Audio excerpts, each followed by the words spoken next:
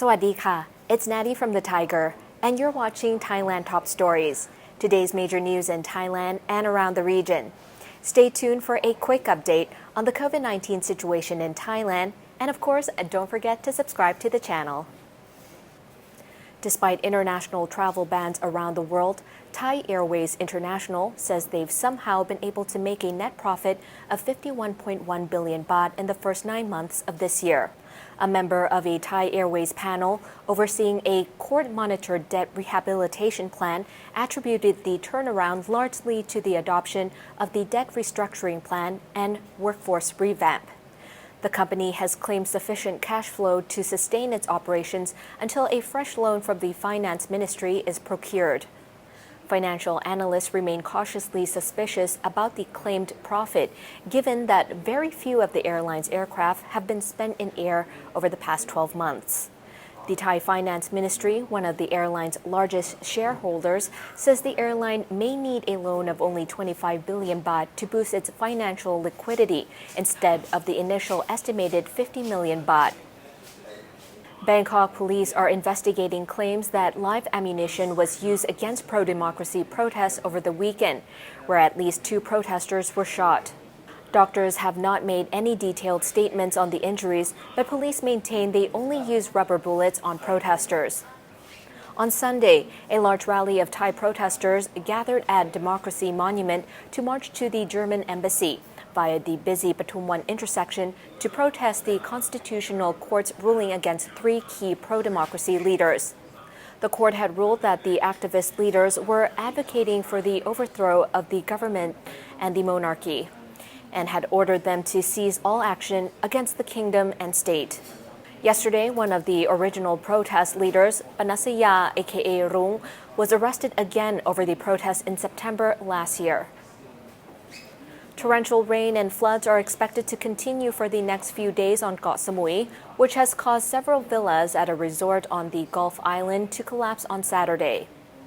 The landslide hit several Samui resorts earlier and collapsed a number of villas around the island. The cause of the landslide is believed to be the construction of a road in the area, which may have led to a large amount of water pooling and loosening the soil around the resort. The Surathani government has instructed relevant agencies to assess conditions in the area, reports The Nation Thailand. Thailand's Foreign Affairs Minister Don Paramat Vinay has raised eyebrows with a visit to Myanmar's military junta. The Deputy Prime Minister and long-term Foreign Affairs Minister met with the military junta's foreign minister and later with the coup leader over the weekend. It is unknown what topics the 2 parties discussed during this confidential day trip made by a special flight. In the evening, the Thai Deputy PM attended the donation ceremony of the COVID-19 vaccine from Thailand to Myanmar at the Naypyidaw airport. International diplomats, including the UN, frequently meet with the Thai government officials in Southeast Asia to discuss the situation in Myanmar, as the Thai government has international close ties with its neighbor on the western border. A nominated ASEAN envoy has been unable to gain access to Junta to discuss ASEAN's 5-point plan for peace in Myanmar and return to civilian government.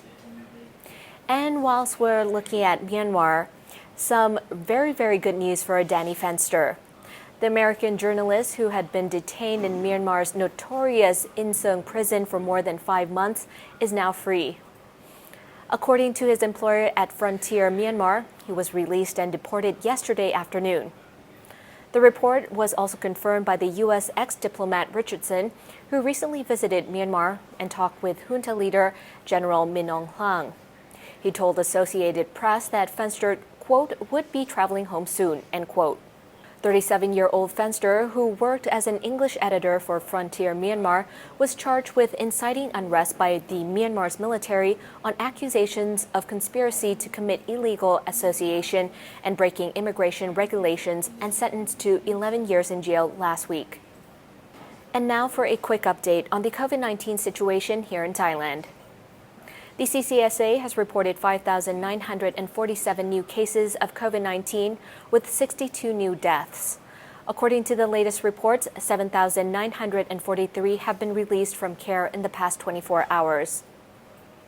And that wraps up the COVID-19 update. For more news on Thailand, go to thetiger.com or check out our evening show, Thailand News Today. สวัสดีค่ะ